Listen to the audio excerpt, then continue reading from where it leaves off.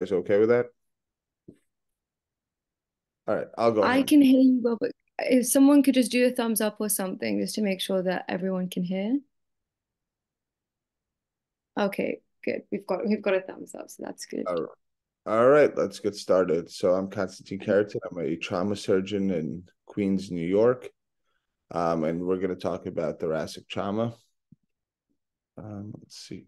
Here we go. So unfortunately, the first part's going to require some audience participation. So I have no disclosures except that I'm a simple trauma surgeon. I'm not an academic. So you guys are going to have to turn your mics on and join in for the first part. So we have a 24-year-old male who's brought in by a vehicle after suffering a gunshot wound to the right chest. How do you guys approach this patient?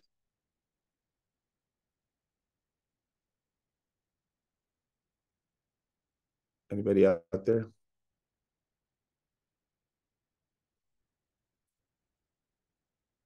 Right. Radio silence. So maybe we'll skip past the case for now until people participate.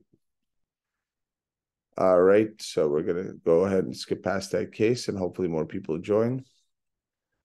So the objectives of this lecture is to develop the differential diagnosis for thoracic trauma, to understand the initial presentation approach to evaluating thoracic trauma, how to manage a pneumothorax, including chest tube insertion and management, and the basic management of other thoracic trauma as an overview.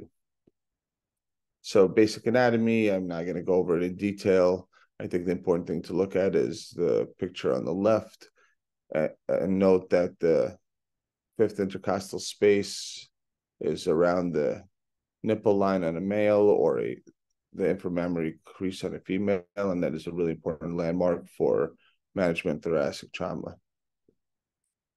Continuing on, these images should give you a good overview to the anatomy of the lungs when you're doing operative things, and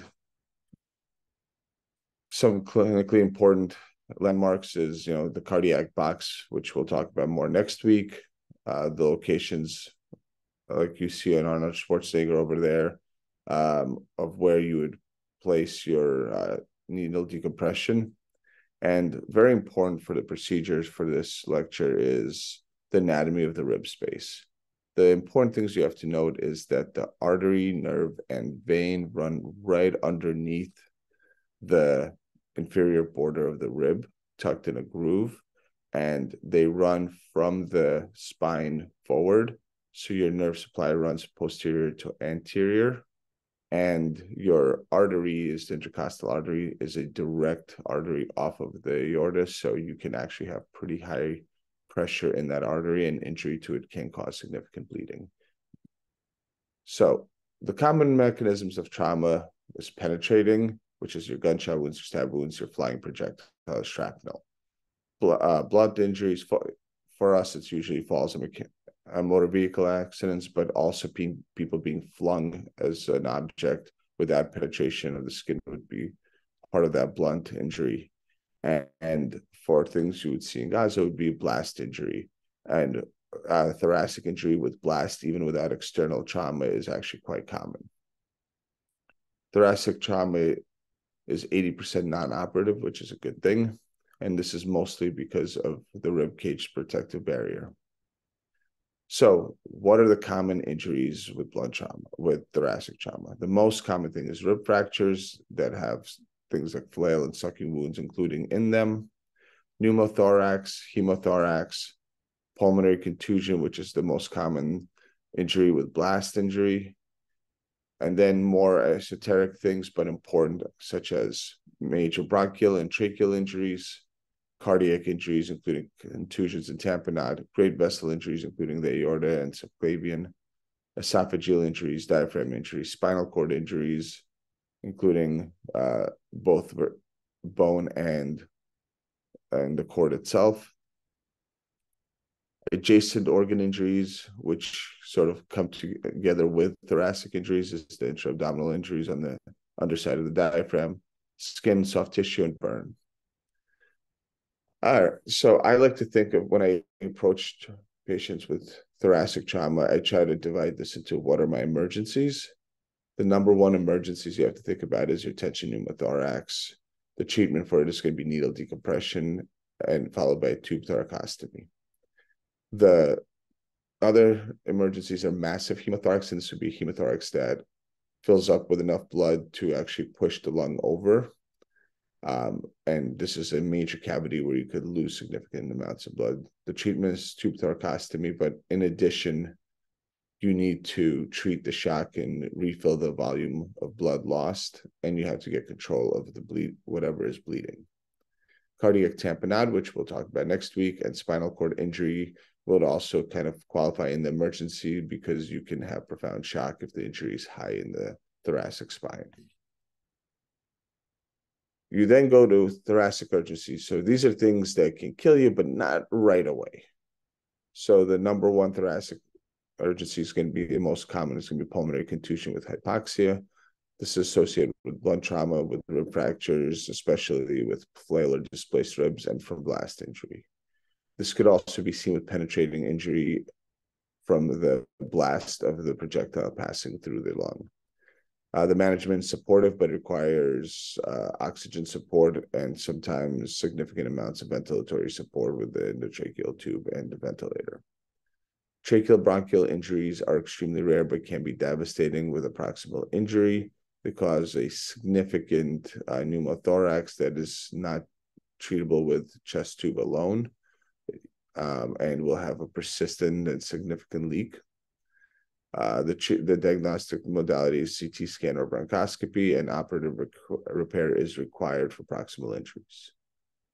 Blunt aortic injuries can be an urgency because the initial ones will not make it to the hospital if you have a severe injury in the field. Those that survive aren't an emergent repair. However, usually in settings with enough resources should be repaired in the first 24 to 48 hours. However, in circumstances where you don't have adequate resources, you can at least temporize these injuries often with an anticoagulant, heart rate, and blood pressure control. Esophageal injuries are extremely rare, but if present, will cause severe sepsis that can lead to death and require antibiotics, drainage, and operative repair. So this is a little bit off the trauma topic, but I'm just going to spend a couple of minutes just talking about my approach to trauma. You probably have gotten a lecture. Most of you guys are aware of the concept of acute trauma life support system, which is initially a vertical but can be horizontal approach to assessing the trauma from a what's going to kill you first standpoint. So the traditional approach is ABCs: airway, breathing, circulation, disabilities, exposures, and the usual ATLS algorithm. I like to think of it as CABC, which is something that's emerging in the trauma literature now. So CABC is treating catastrophic hemorrhage first, followed by airway and breathing and circulation. The reason we do this is we order things in this way because that is the order in which things will kill you. If you have an avulsed limb and ephemeral arteries actively bleeding into the universe, that'll probably kill you faster than if I choke you. If I choke you, you're probably going to take it would take a few minutes for somebody to die from asphyxiation. If you have a problem with exchanging oxygen, it may take maybe 10 minutes. If you have a internal bleeding vessel with some amount of tamponade, that may be 20 minutes. So the order and how quickly the problems in these areas kill you is the reason we order things in this way. When I evaluate trauma, I recommend using the ATLS protocol. However, when I personally have a trauma patient coming to the bay, the next two things are sort of my tips and tricks. One is the most important thing that I care about is identifying hemodynamic instability, meaning abnormalities in the vital signs. Those tend to clue you into most of your patients who are suffering from something catastrophic that is on the verge of potentially decompensating to death or arrest. It doesn't mean they're going to decompensate just because you have an abnormality, but it should make you nervous and start raising your sense of urgency.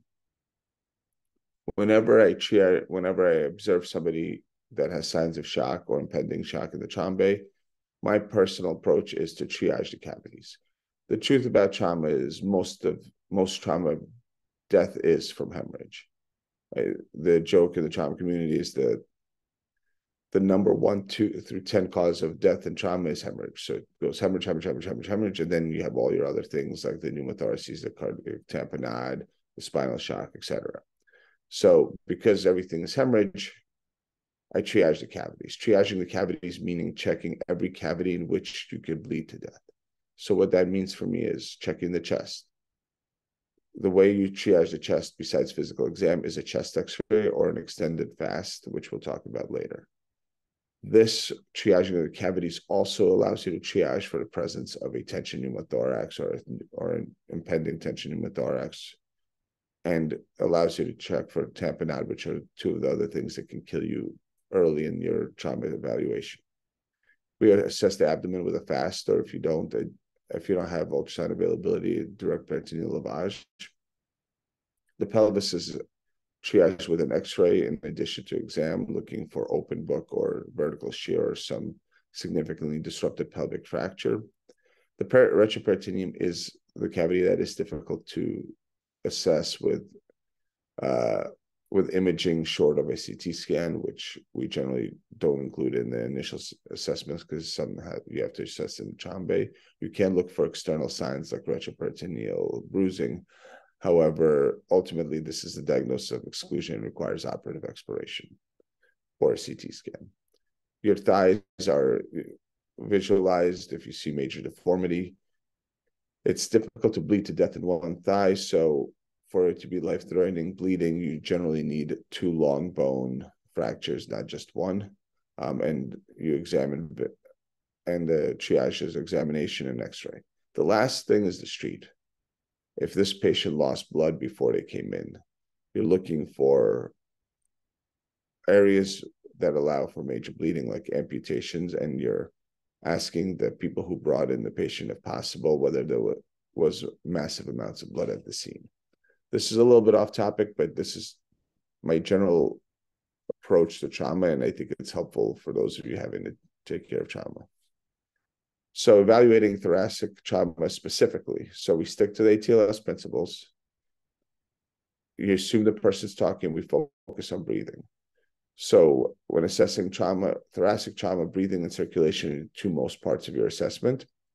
The most important part of breathing is your vital signs. Vital signs dictate the severity of the presentation. So you're looking at your respiratory rate and your O2 saturation. Once you've got your monitors on and you kind of glanced at those 2 things, you got to look at the patient. So when you look for penetrating wounds that clue you in that you have a potential pneumothorax underneath. You can look for paradoxical chest wall movement, which would indicate a severe blunt trauma to the chest with a flail segment. Deviated trachea away from the side of the injury is going to indicate a tension pneumothorax. Cyanosis of the lips will clue you into hypoxia if you don't have available monitors. JVD, which is jugular venous distension, can clue you into an impending death from either pneumothorax or tamponade. And visually noticing the patient's tachypnic should raise your sense of awareness. You can listen for breath sounds. Absence of breath sounds is concerning for pneumothorax. Dull breath sounds are concerning for a contusion or blood. And then you got to feel the chest. Feeling the chest is one of the things that we don't do as much during trauma assessment, but it can be very helpful and clue you into a lot of things. The things that I personally feel for early in the survey is the chest wall stable? If it's not, if I feel part of the chest wall moving abnormally, I'm concerned for underlying major rib fractures. I feel for crepitus, which is basically physical manifestation of a pneumothorax compressing into the subcutaneous field. And I make sure that their O2 support is on. Then move on to circulation. Circulation, vital signs first. Blood pressure and heart rate really clue you into if there's some bad going on. I just kind of eyeball the patient. Are they diaphoretic? Are they anxious? Are they clammy? Are they mottled? Are they responsive? All those things will can be indicative of hemorrhagic shock in various states. And then I feel the patient. Now, there's not really much to feel for circulation in the thoracic region. However, when I assess circulation by feel, the most important thing for me is feeling the pulses. If you don't have a functional or responsive blood pressure cuff, you can guesstimate the pulse, the systolic blood pressure based on where you feel the pulses. Dorsalis pedis pulse in an adult will give you a systolic somewhere around 110, 100 to 110. Radials will give you 90, FEMs will give you 70, and carotids are 60. The other thing is I feel for the temperature of the extremities. Cold extremities usually mean some sort of hypovolemic shock. This could be cardiogenic, this could be hypovolemic, this could be hemorrhagic. Warm and hot extremities in the trauma setting are more concerning for maybe a neurogenic shock picture, but sepsis is obviously always possible.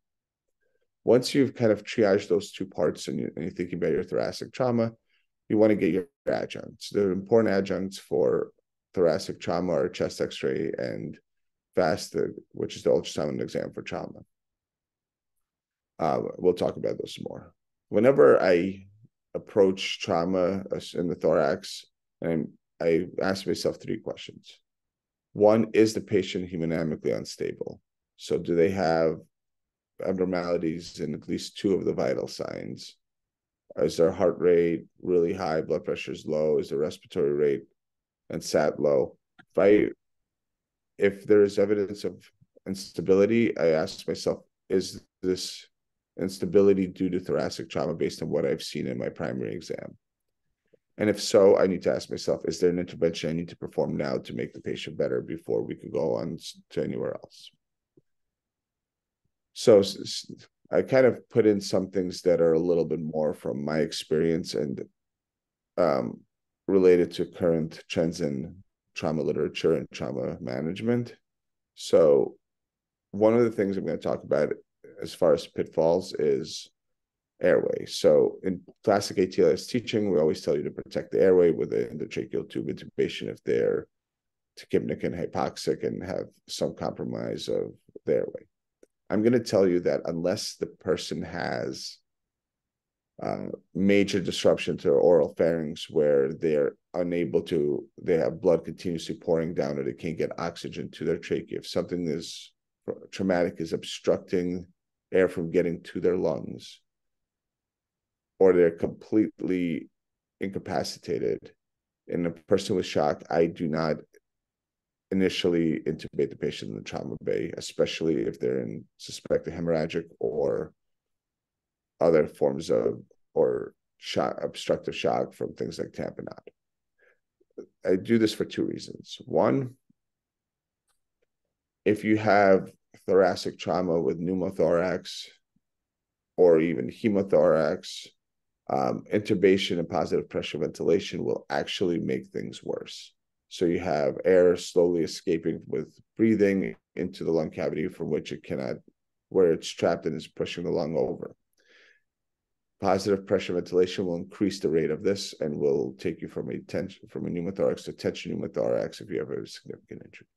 Two, if you have a patient in shock and they're keeping their blood pressure and keeping themselves alive with their catecholamine rush from their fight or flight response, if you sedate them for the intubation, you will take away that fight or flight response and the vasoconstriction caused by it. The vessels will dilate and you will take somebody just hanging on with hemorrhagic shock into somebody who is actively arresting in front of you, leading to an ED thoracotomy. Nice segue for next week, but we'll talk about it then. So for those two reasons, I am hesitant to initially intubate the patient unless they're unable to protect their airway in the sense that air is not getting from the outside world through their mouth and down their trachea. If they're a little hypoxic, you can provide oxygenation in other ways, with even including bagging them or giving them 100% non-rebreather. The other pitfall is, just remember, hemorrhage is the most common cause of shock. And even though we'll focus on some of the other causes in the thoracic area, remember that hemorrhage is number one. So make sure you resuscitate for hemorrhage, which means type and cross and have blood matching if possible.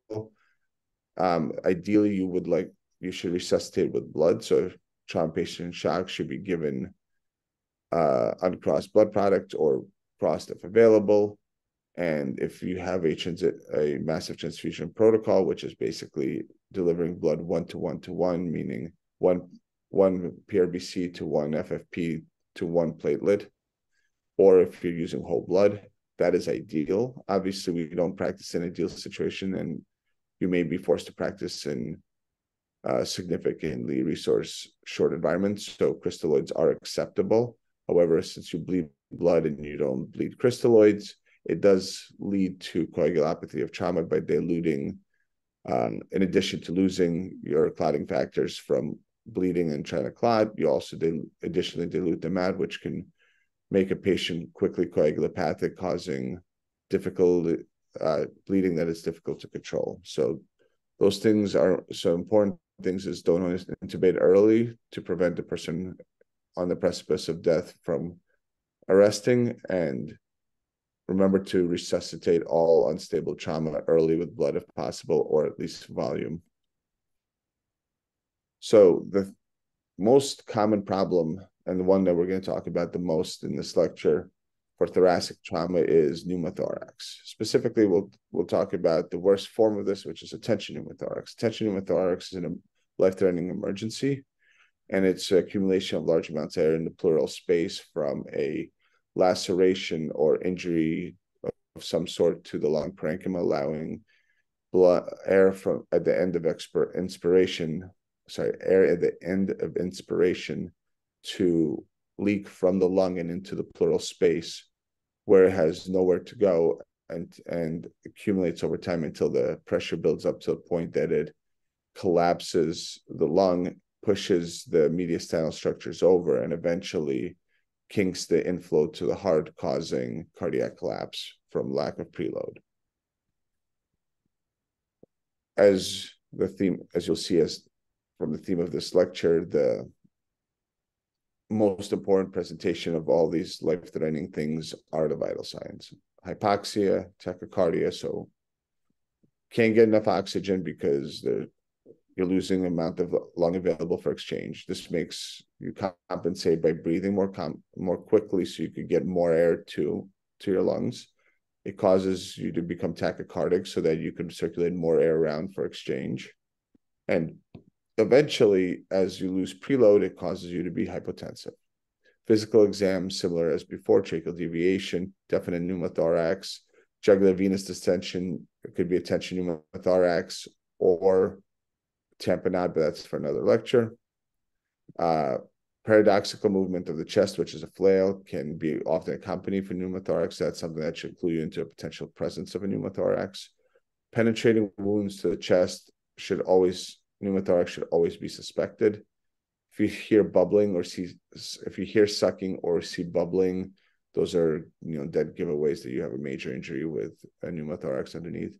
And anytime you see bruising and deformity, you should consider that underlying fracture is possible, and those are often accompanied with a pneumothorax. Physical exam, subcutaneous emphysema is the presence of it, or crepitus is pneumothorax decompressing into subcu, so that is pathognomonic for the presence of a pneumothorax. Unstable chest wall, rib fractures, consider it. So if you're trying to percuss, I'm not even going to go over this because nobody really does this in the trauma anymore, but if it's hyperresonant, it's pneumothorax possible. If it's dull, then it's possibly hemothorax. And then physical exam, you're listening for breath sounds. Your adjuncts for diagnosing pneumothorax are a chest x-ray. The very obvious one is in the right upper corner with a massive tension pneumothorax filling up the whole left lung, pushing the mediastinal structures and heart over. Chest x-ray is about 74% sensitive to non-occult pneumothorax. And just so you guys remember, occult pneumothorax is a pneumothorax that you can only see on CT scan. So by definition, that's one that will not be visible on a chest x-ray. So 74% sensitivity. Extended ultrasound for trauma is about 68% sensitive. which is pretty close, but actually inferior to your standard chest x-ray. The pathognomonic sign on ultrasound is the barcode sign in M mode, which is demonstrated there, and we'll talk about it a little bit more. And your CT scan is the gold standard. The issue with ultrasound is it's also very operator dependent. So when you assess a chest x-ray, the things you look for is an absence of lung markings. If you look in the x-ray to both the right and the left, this could be more obvious. As you could see, there's no lung markings and vascular mark to the left, screen left of the red line and above the yellow arrows. That clear field should clue you in that there's a possible pneumothorax. You could also look for the line of the collapsed lung, which you could see clearly marked in the x-ray to the left. That line can sometimes be subtle if you're looking for a smaller pneumothorax like the one on the right, and can be obscured along with the rib shadows. Now, if you look laterally to the chest wall on the x-ray on the left, you'll also see subcutaneous emphysema, and this is where you feel as the Rice Krispies when you press their chest, and that's decompressing pneumothorax into a subcu space. When you do an extended, so a FAST is a focused assessment with sonography for trauma, and the extended version of this is basically extending it to the chest. Originally, it was created to assess the abdomen and the heart with a subxiphoid view and 3 abdominal views. We now extend it to the chest. For diagnosis by ultrasound of a pneumothorax, or at least to rule it out, you need at least 3 views in each lung field, meaning the right side and left side of the chest. You use a vascular probe and you position it so that you have 2 lung spaces on either sides of your field with the pleura with the intercostal space in between. If you look on the picture on the left, you will see a white line here below the muscle, which is your pleura, and your parietal pleura, and this is your visceral pleura right here. And you will see sliding between the two.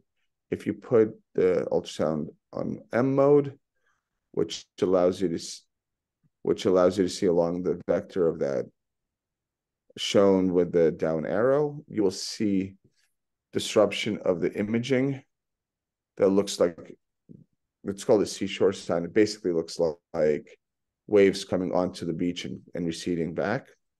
And that's from the disruption of signal from the lung moving back and forth. Now, that is normal. Here on the pneumothorax side, you could still see the pleura, but now you don't have the parietal pleura with this arrow, but you don't see the visceral pleura, that second bright white line indicating the pleura, the external pleura of the lung itself. And the lack of motion, because you don't see the lung in your field because it's collapsed, looks like a barcode, and it basically looks the same above the pleura as below because there's no movement.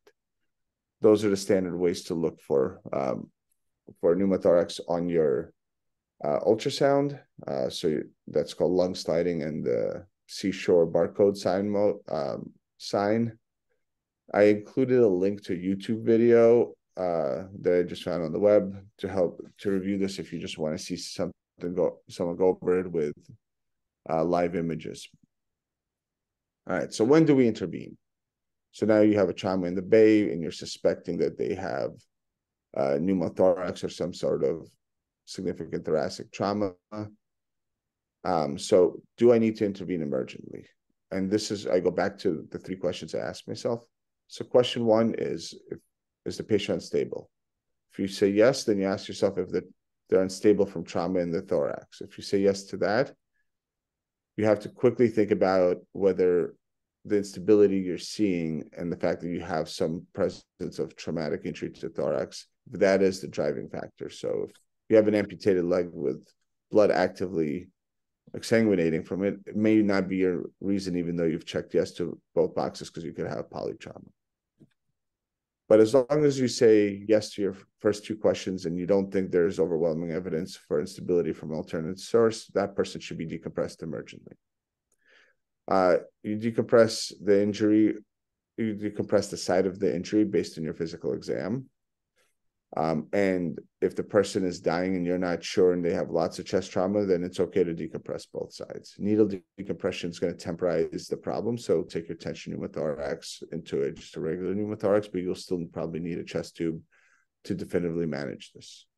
If you have somebody with polytrauma and they're an extremis, so you said yes to the first two questions and maybe to the other one because they have trauma everywhere, go ahead and decompress the chest, because you may have multiple factors at work and you have to eliminate the things that are easily intervenable upon in the trauma bay or in the initial trauma resuscitation slot.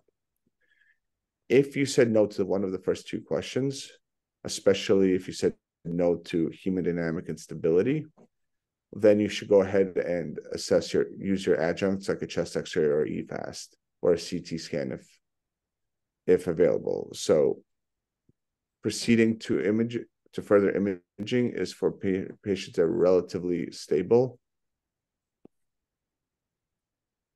Now, I don't have a lot of literature-based stuff in this lecture because I'm trying to give you a fairly basic overview, but we're going to talk about two things that are coming out in the literature that are kind of useful to intervening on pneumothoraces found on adjunct imaging, which is basically on your chest x-ray, FAST, or ultrasound.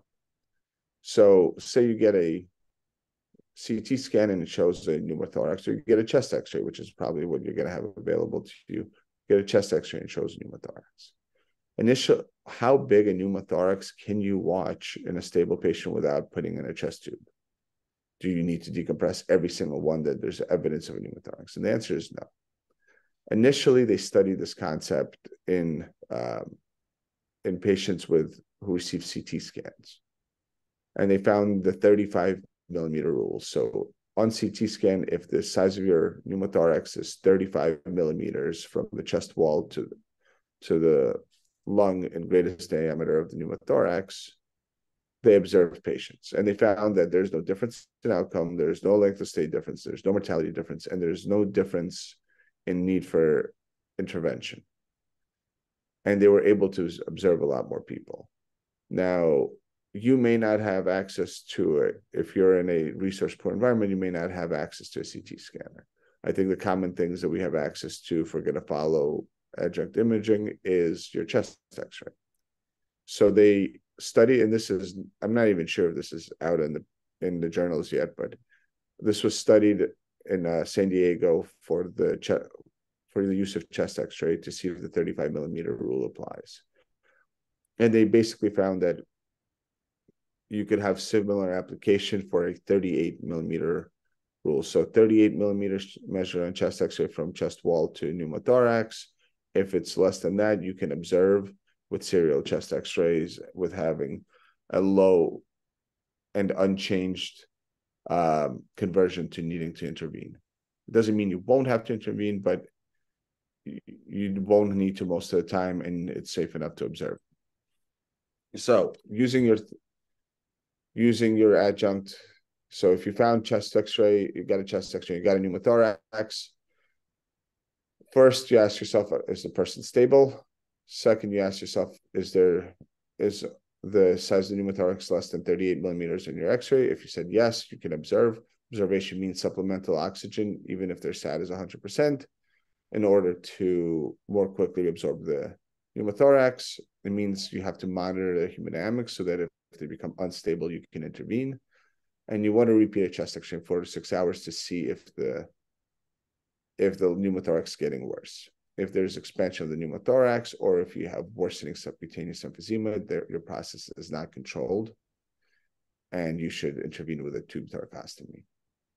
If the patient becomes unstable while you're observing, you should make sure that it's not instability because they now have bleeding in their belly that has accumulated. But as long as you don't have another more likely source, you should put a chest tube in. Special scenarios include if you have somebody with a small pneumothorax that you would generally observe, but now they're undergoing an operative procedure with needing intubation, potentially prolonged intubation, you can consider putting a chest tube in. Now, honestly, small pneumothoraces that I see on X-ray in a monitored setting at home, I will often observe. But if you're going to be either in a situation where you don't have close monitoring, like an ICU available to you, or you expect them to have really prolonged process, or you just can't monitor them closely enough, you should consider putting a chest tube in, even if their pneumothorax is not meeting the 38 millimeter mark, or otherwise not so bad. And then occult pneumothoraces, which is visible in CT scan, do not need an intervention. However, if you are aware of one because you got a CT scan, you should repeat your chest X-ray, because occasionally these will progress slowly to a more sizable pneumothorax that will require intervention. So some special circumstances around pneumothoraces. One is the often talked about, never seen sucking chest wound. And this is basically an open pneumothorax. So what happens here is when you inspire, there's air that's sucked in through the open hole in the chest wall. And then when the person breathes out, the pneumothorax gets decompressed through that hole. So the way you treat this is you convert this to a one-way valve. So you create a occlusive dressing with 3 sides that allows air to escape with expiration, but prevents air to enter in with inhalation. And then you need to treat and ideally you need to treat your pneumothorax underneath to decompress it. So lower abdominal chest wall trauma. So if you have evidence of trauma to the lower part of your chest wall, just remember there's other things at play. You could have injury to spleen and liver below the diaphragm. And sometimes if you see hemothorax that makes you think that you have a chest problem, this could be intra-abdominal blood coming up into the chest through a diaphragmatic injury caused by your rib fracture. And then if you have midline sternal tenderness or alveus fracture and significant instability, especially with variable heart rate, we'll touch on next week, you have to remember that cardiac contusion can cause significant instability. So now we get to treatment. So the temporizing measure is a needle decompression. I left these really great guidelines that are emergency medical services uses as their standard of care, and I think they're pretty well written and a great summation.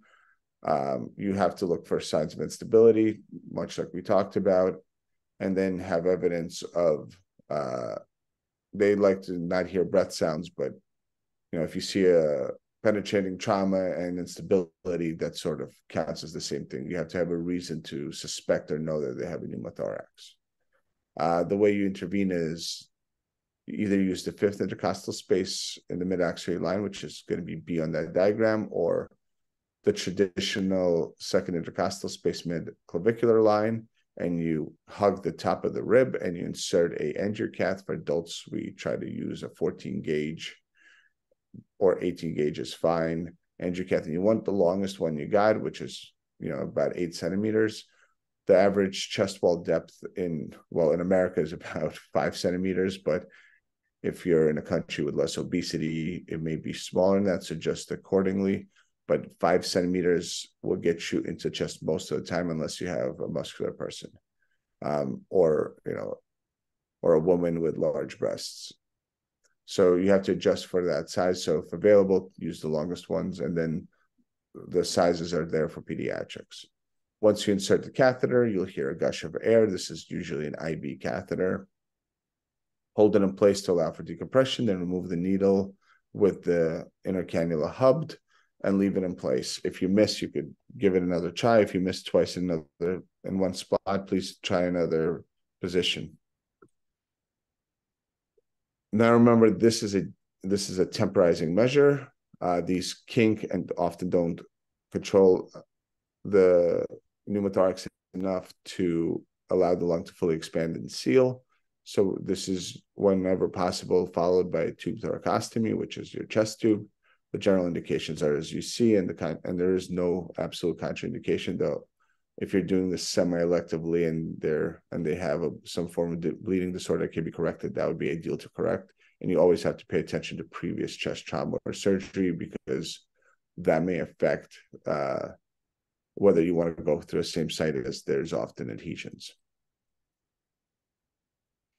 So let's get ourselves ready. So the minimal thing you need to put in a chest tube is a set of gloves, some form of antiseptic you could spray in the chest, a knife to cut all the way into the chest, and then poke in with your finger, a tube to place into the chest, some form of drainage system, which I use the brand name Plurvac, but it could be any drainage system available to you, and a suture to secure it. That is all you need.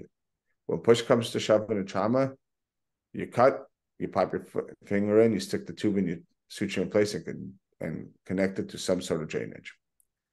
Now, if you have the ideal circumstances, I'll go over how it's done in a controlled setting with all the things available to you. And depending on how resource poor your environment is, you're going to have to make adjustments based on what you have and try to use your resources the best that it will benefit your patient population. So ideally, you should give antibiotics prior to placing a chest tube. It decreases chest tube infection and empyema rates. You need some sort of antibiotic that covers skin flora. Second generation or first generation cephalosporins are fine. We use Ancef, but use whatever you have. Ideally, you want to have a stand or somewhere to put your stuff. You want to have some protective equipment like a sterile gown, gloves, a face shield, a mask, a hat. You want to have some form of antiseptic, whether it's betadine, chlorhexidine, or some other form you have. You want to have some local anesthetic and consider sedation if possible. But get your local anesthetic available to you because you're essentially stabbing this person in the chest, and that does not feel particularly great. This tends to be one of the more painful procedures you do, especially if you're doing a traditional tube thoracostomy. You want to have some sterile drapes available to you. Equipment-wise, you need a scalpel, 2 clamps such as Kelly clamps. The tubes come in various sizes. There's various debate on what kind of tube to place, whether you need a big tube for blood in the chest, or you could get away with a small tube. My personal practice and with the literature that is out there now, I kind of stick to a 24 French chest tube, no matter what kind of hemopneumothorax I have. It evacuates blood well enough, and it's small enough that it usually doesn't cause terrible pain for the patients from being stuck, because large tubes in a small intercostal space are A, hard to place, and B, push on the intercostal nerve and cause significant pain. You need something to secure the tube by. A suture, usually some sort of non-absorbable large suture on a big cutting needle. You need your scissors, your drainage system, a 10cc syringe to draw up your local, and a couple of needles to inject your local. Dressing is Zeroform gauze and silk tape or some sort of tape. Zeroform is optional. So this is what your chest tube looks like. You have your intrathoracic part, which is going to have all your drainage holes. The important thing to notice here is if anybody out there has not placed a chest tube before, hasn't done this often, there's this blue line you could see along the edge of the tube. And then there's a hole through this blue line, and then the blue line continues. That blue line is radio opaque, so you could see it on X-ray. And that hole is the most distal hole, the most proximal hole, which is the hole that's the last hole. It's basically where the drainage holes end. And it's called the sentinel hole or the sentinel eye. It allows you to see that, allows you to know that all the holes, if that hole will be seen as an interruption of the radio opaque line, so you can know where the last hole is, and you want to make sure that that hole is inside the chest. The body of the tube will have the distance markings to let you know how, and those markings are measured from that sentinel hole. So it starts 2 centimeters from where the last hole is, and it progresses out to the tail of the chest tube. And then the tail of the chest tube is tapered sometimes to allow you to connect to smaller suction devices, and that varies from chest tube. So before you do the procedure, I'm going to have to speed up. So you need to get consent, which just means talk to the patient, administer antibiotics. You have to give sedation. You should consider giving sedation if it's feasible. I left the pediatric dosing for ketamine as well as various procedural dosing for other agents available to you if you ever need to refresh. If you give sedation, you need to monitor them for the duration of the sedation. Also, on the chart, children are, even though everybody benefits from sedation because it's pretty painful, children are especially good to sedate because this is pretty traumatic for them. Make sure you have all your equipment and make sure you set up your drainage and your drainage system and your suction and position your patient. So this is a typical drainage system. It has 3 chambers. This chamber with the numbers here collects the effluent from the chest wall, usually blood or serous fluid, and measures it. The second chamber is your water seal chamber, which basically allows you to, this is your water seal and your air leak chamber, which creates pressure gradient that allows air to escape whenever it's less than 2 millimeters of mercury, and you have to fill it up with fluid up to this line. Most commercial systems come with the exact amount of fluid. This system has a suction setup, which allows you to control how much suction is used on the tube. And we generally use negative 20 millimeters of water. This chest tube has an automatic system, but this one here is an older version that you have to pour water up to that line in this suction system. This is kind of how it works. You could review it later. And the important thing is setting it up is filling the water seal chamber up to the indicated line, and your suction chamber on your older models of the evacuation systems. The typical drainage is 20. You position your patient with their arm up above their head and their palm underneath their head. You should secure people's arms because when you start cutting them, especially if you didn't do a great job numbing them, they will move that arm and get in your field. And this is it. So then you drape them. So remove any leads that may be in the way, gown and glove yourself, prep. I prep usually from the nipple, including the nipple, all the way down to the bed, and from the armpit down to the edge of the costal margin, giving you a nice wide field. Use chlorhexidine or betadine, square off the field like in that picture. Include the nipple or inframammary fold because it's an important guideline to know where to cut. And then if you have available, put a bigger drape on. So once you're starting a procedure, you got to plan your incision. The typical incision is in the 5th intercostal space. The way you figure this out is on a male, you can look at the nipple. The nipple will be in the 5th intercostal space anteriorly. Now remember, as the ribs travel laterally, they do curve up into the armpit. So if you locate the 5th rib at the level of the nipple anteriorly, just follow the rib laterally until you feel it'll be slightly higher. On a woman, you're going to use the inframammary crease, and it'll work the same way. And remember, as you can see in the picture, it does curve up, so you follow that crease. Now, the reason we use the 5th or sometimes 6th intercostal space is because you want to be low enough to have a good trajectory up to the lung, but high enough to be above the diaphragm. When I make the skin incision, I often go one space below where I want below and tunnel over that 6th rib into the 5th intercostal space. This allows a tunnel of fat leading into the chest to be helpful when you remove the tube to seal that track and prevent basically an open pneumothorax. Administering local, if available, is really important. Obviously, in a crash situation, you're just going to cut, but administering local is important. You left your table there with the dosing, so you don't have to calculate it. You inject the skin and the subcutaneous muscle. You continue the needle down till you hit the rib below the interspace you're planning to go into. Once you hit the rib, you could actually put a little bit in the periosteal space, but then you're going to direct your needle more cephalad, and you're going to hit the intercostal space. You want to stay right above the rib to prevent hitting the neurovascular bundle. You're going to aspirate to make sure you're not in the neurovascular bundle. And if it doesn't have any blood, then you're going to inject into that space.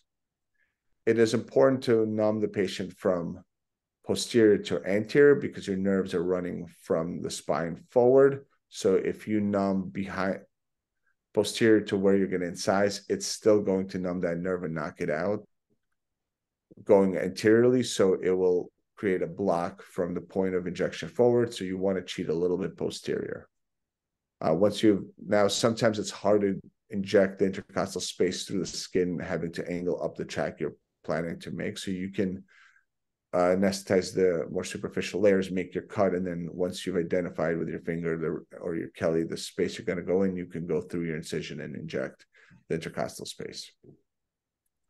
So procedure, make an incision. Now, if you're a novice at this, you can make a generous incision so you don't have to struggle. You want to be able to put your finger and your clamp in together through the hole. This could be 3 centimeters. This could be bigger. I make the incision over the rib space below the interspace I'm going to go over, and then create a tunnel like you see in the picture. Once you've cut this, now you can cut directly and do this all sharply with a knife.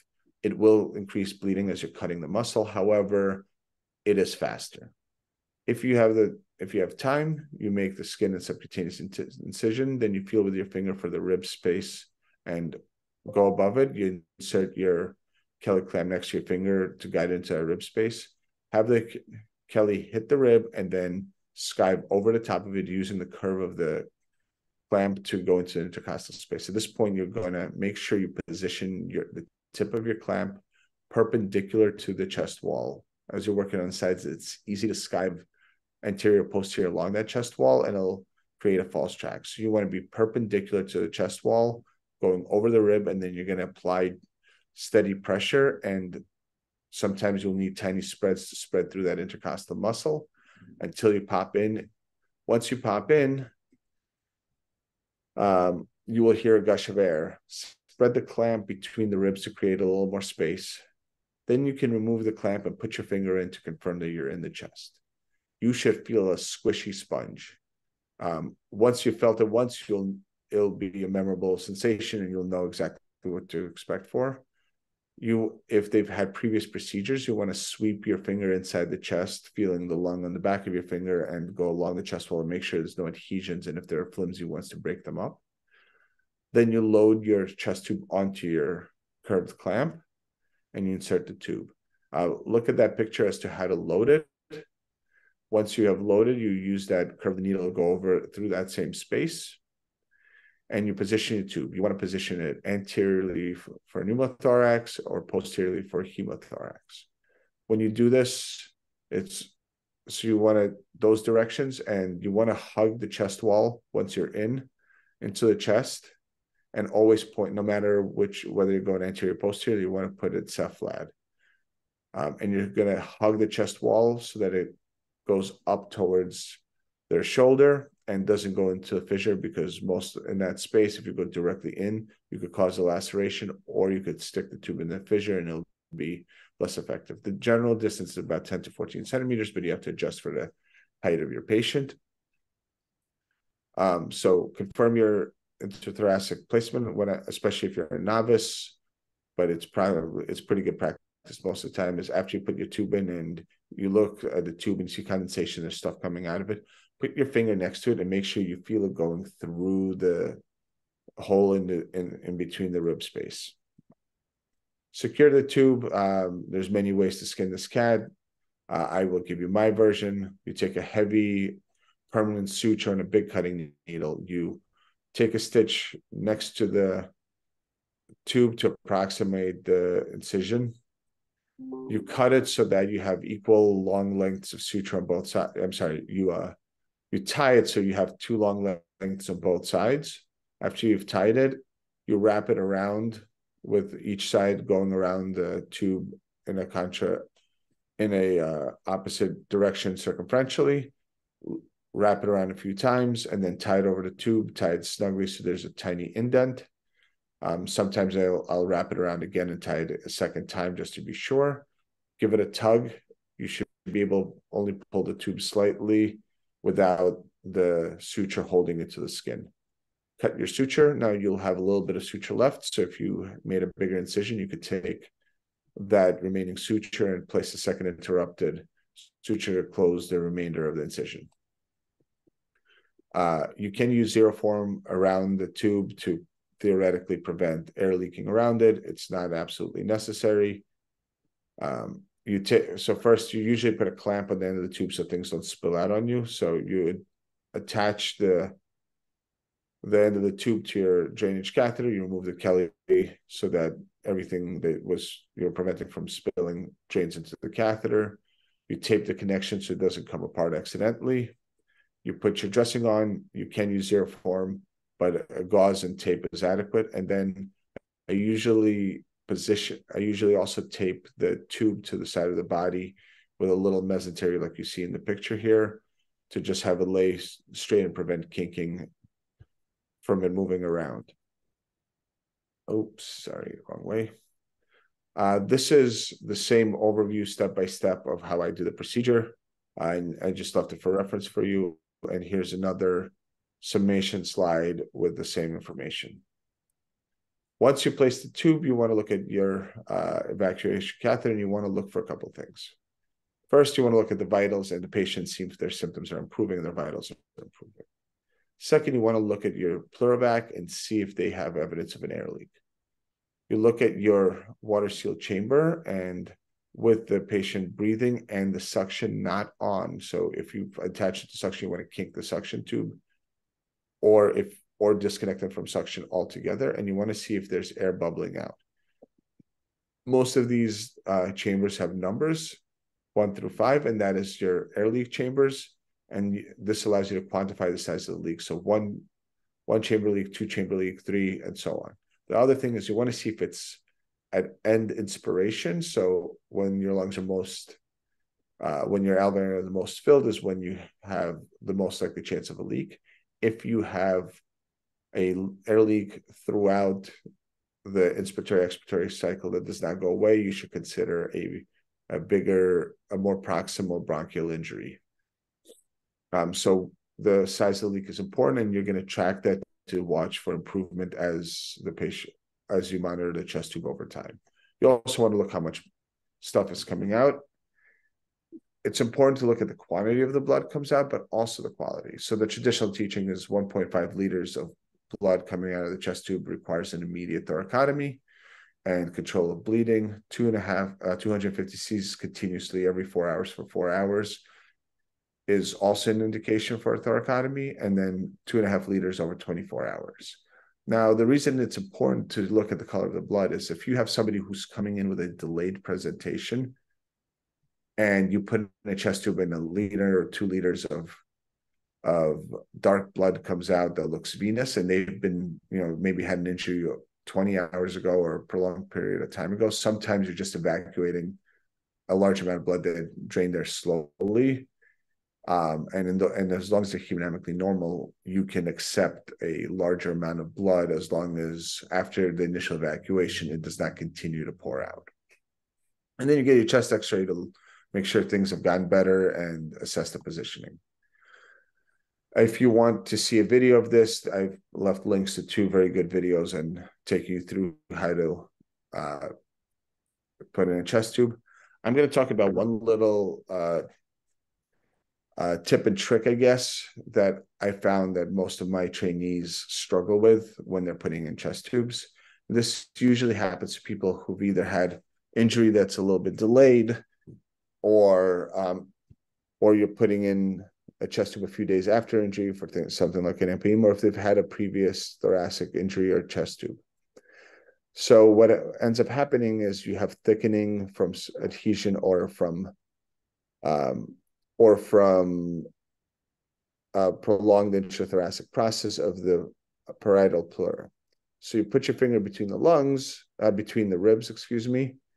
and because you're between the ribs, you're sure you're inside the chest, and you feel something kind of thick and fibrotic, and it doesn't feel quite squishy and soft sponge like the lung you're used to feeling. But as you sweep your finger, it seems to have the contour of the lung, and you're between the ribs, and you think that maybe there's something wrong with the lung and it's just how it feels, and you start sweeping around, creating more space, thinking you just have a little bit of adhesions.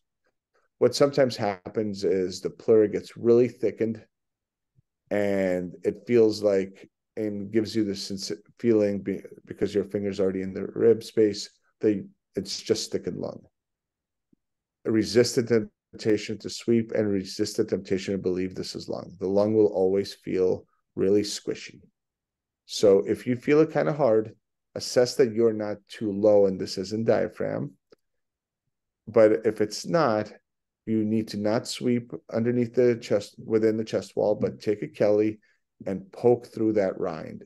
It's going to, if you've never done it, it always feels wrong. It always feels like you're about to injure the lung. You will poke through this, and then you will hear a gush of air and fluid will come out, and then you will be in the chest.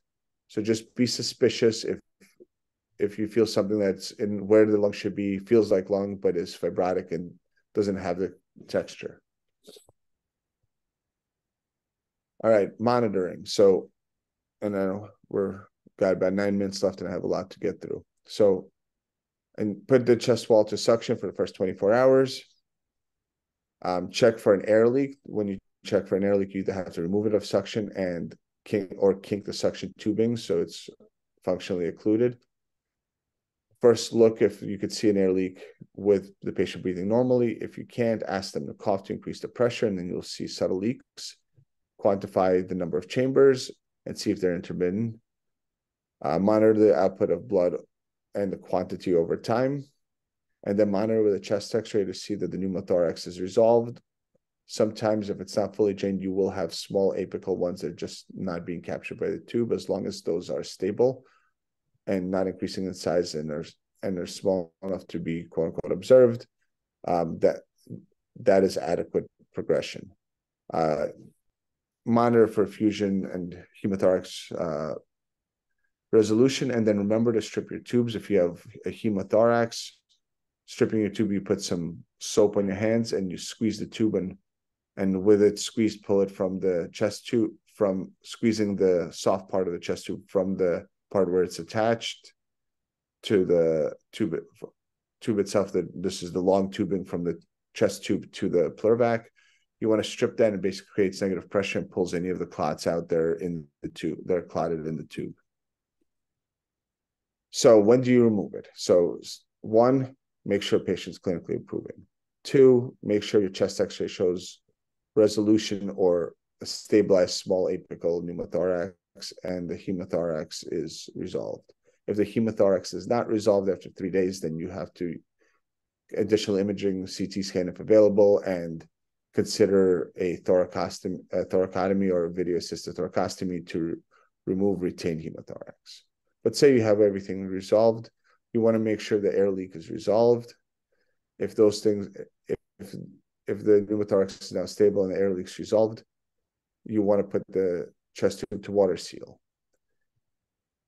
You're going to check that those criteria that met on water seal. Water seal means remove suction, and repeat your x-ray on water seal.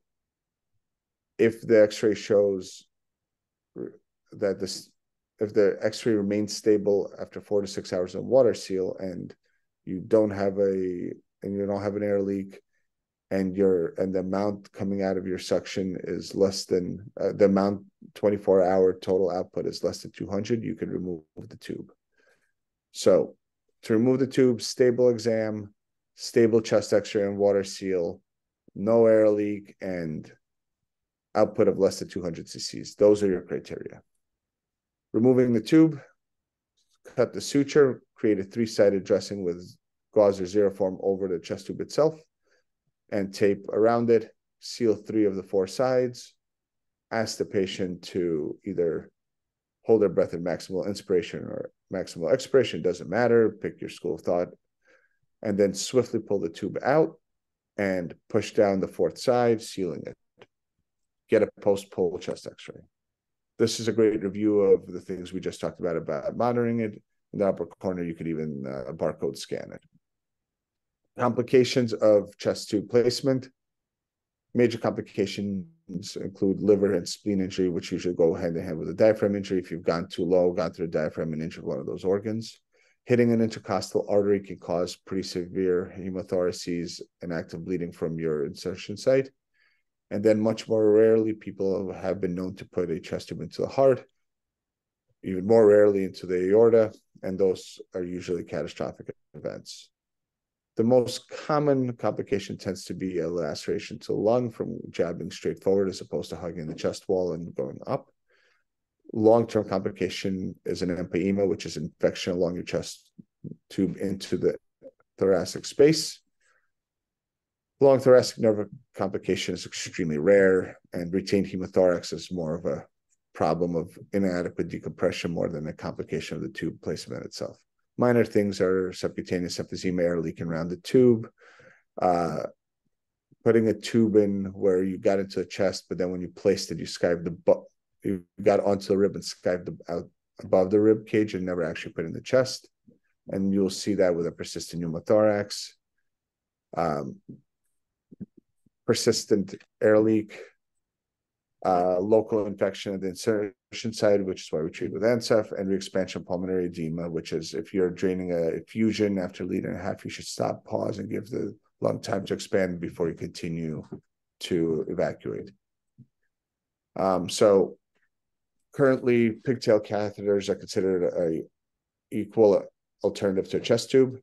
These come in specialized kits. The setup is the same. The technique is you take a hollow needle with a syringe, you insert it over the rib space, similar to your chest tube. You put negative pressure on the plunger so that once you get into the chest, you'll have air will be aspirated into your syringe, and you'll know you're inside the chest. Remove the syringe, place a soft tip wire through the needle into the chest. Once you've got enough wire in, remove the needle, make an incision around the needle, use a dilator over the wire to dilate the tract, then move the dilator, keeping the wire in place. This is all using Saldinger technique, and then load your pigtail over the wire into the chest, remove the wire, suture it, and connect to the drainage system. You can use ultrasound, and the link below will allow you to see how this is done.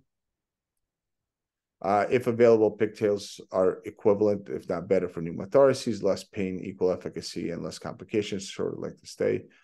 Debate on hemothorax there's significant debate about hemothoraces, disadvantages, kinking, and malposition.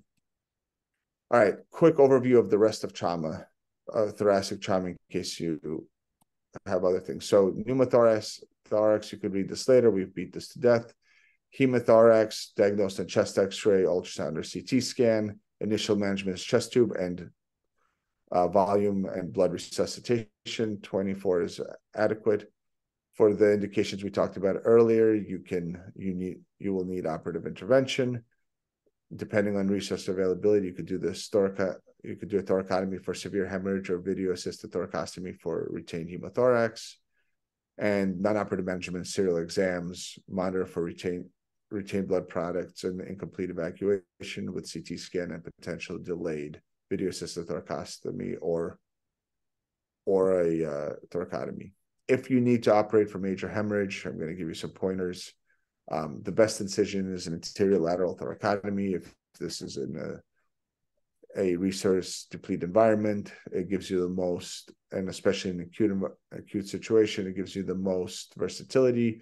And really, but if you get in big trouble, you could continue across the chest and increase your exposure with a clamshell thoracotomy.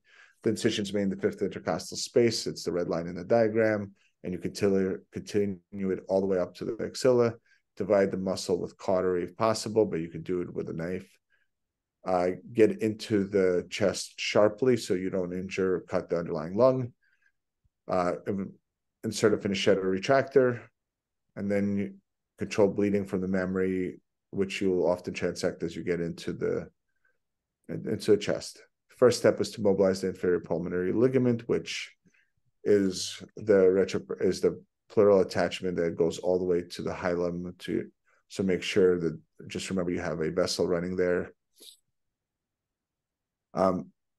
Simple repairs. If you have a small laceration, you could just use a 3-0 non-absorbable monofilament suture to use it, and with a running stitch, you could stick some Surgisil within that to help seal and to keep hemostasis. If you have a larger peripheral injury, you could wedge it out with a stapler, or you could put atraumatic clamps and then basically suture underneath the clamps with multiple figure eights, multiple use stitches. If you have a longer laceration, this is an important concept in lung surgery, is the tracheotomy, which is basically taking a stapler or 2 atraumatic clamps through the root of the projectile and filleting open the lung.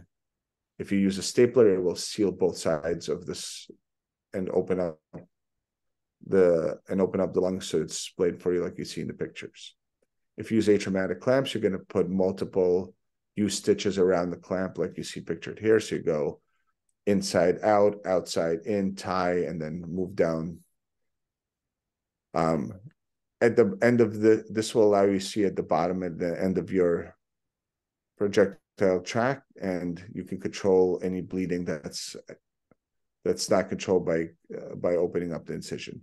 Once you have control, you could stick a little bit of like a wad of hemostatic, and then you're going to close the parenchyma back up at the very end by suturing it together like you see in this picture down here. If you have massive central bleeding, you have to do an anatomic lung resection, basically shoot a stapler or use atraumatic clamps to go along the fissure, identify your vessels, and ligate them, preferably with a stapler, but if you have to, using a suture ligation techniques. If you have multiple central multilobar injuries and the patient's exsanguinating, you can do a hilar twist to control the entire lung field at the hilum, and this usually requires a pneumonectomy. Any delay with multiple central injuries to proceeding to pneumonectomy usually results in a dead person. Unfortunately, a pneumonectomy in the setting of trauma without significant ICU resources, and even with those, rarely survive. But just remember, if you have really massive disruption at the hilum, you need to do a pneumonectomy early. What was that? Man, I have like 3 minutes left. I'm going to try to rush through. So massive other sources, massive bleeding. Think about your intercostal subclavian injury, cardiac injury, and intra-abdominal injury through the diaphragm. Closing the thoracotomy, you're going to put large absorbable suture around the 2 lung spaces. The diagram tells you there. Ideally, if you have time, you want to not entrap the neurovascular bundle because that causes a lot of pain. Close the muscle in layers, close the dermis in layers, skin stapler. Rib fracture is the most common form of injury, varies in severity from flail to minimally displaced. This commonly associated with pneumothorax or hemothorax or lung laceration. Incentive spirometer is the mainstay of expanding your lungs. Early problems are hemopneumothorax. Later problems are pulmonary contusions that blossom within 24 hours. Severe contusions do lead to hypoxic respiratory failure and require intubation. The mainstay of treatment is multimodal pain control and incentive spirometry. I wrote out the usual regimen. Local regional blocks are definitely very useful, and rib stabilization for severely disrupted ribs and cryoablation if available, which may or may not be for you guys. Early morbidity is pneumothorax or hemothorax. Later, followed by pulmonary contusion in 24 to 72 hours, pneumonia 3 to 7 days, and retained hemothorax at 3 to 14 days. Intermediate morbidity is going to be your chronic pain from non-fixed displaced fractures. And long-term, if you have a crushed chest and you don't fix it, long-term it can lead to restrictive heart lung disease. Flail chest is basically paradoxical motion of the lungs due to disruption of 3 or more ribs in 2 or more places.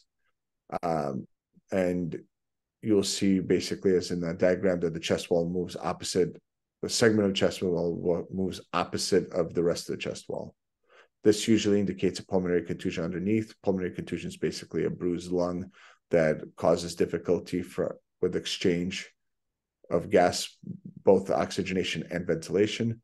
Worst 24 to 72 hour leads to shunting, impaired gas exchange, decreased compliance, and can be severe, leading to death. Often needs to be managed, at times needs to be managed with endotracheal intubation and lung protective therapies. So mainstream bronchus injury, fairly uncommon, really significant injury force. You will see a continuous air leak, all 4 chambers. Despite a chest tube, you'll place a second chest tube, will still leak.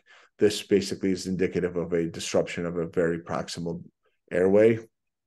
And this usually needs operative repair. Cardiac injury we'll go over next week.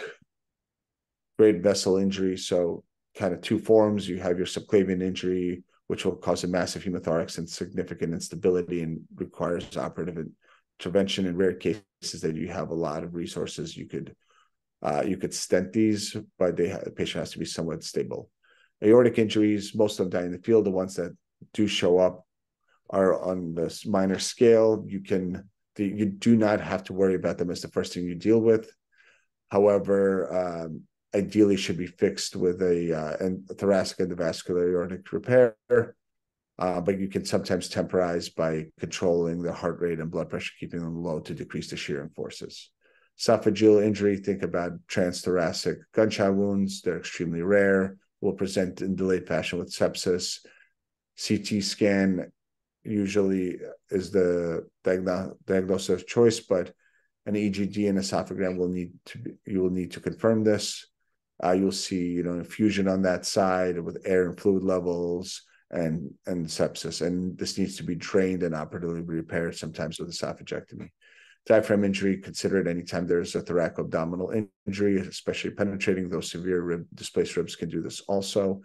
Not really, and in significant blunt trauma, you could have disruption of the entire diaphragm, a large segment. So penetrating, usually small defect, blunt, usually large defect. They both should be repaired if identified and suspected for penetrating trauma to the thoracoabdominal region. They cause herniation through those defects. Usually don't cause issues initially, but can lead to morbidity from incarceration or from spillage into the chest wall if you have intra-abdominal injuries. Spinal cord injury is important because if it's high, you can have shock. They'll present with warm extremities, priapism in men, loss of rectal tone, fluid resuscitation, and vasopressors are mainstay of resuscitation. Neurosurgery will need to stabilize them and keep the blood pressure up to maximize perfusion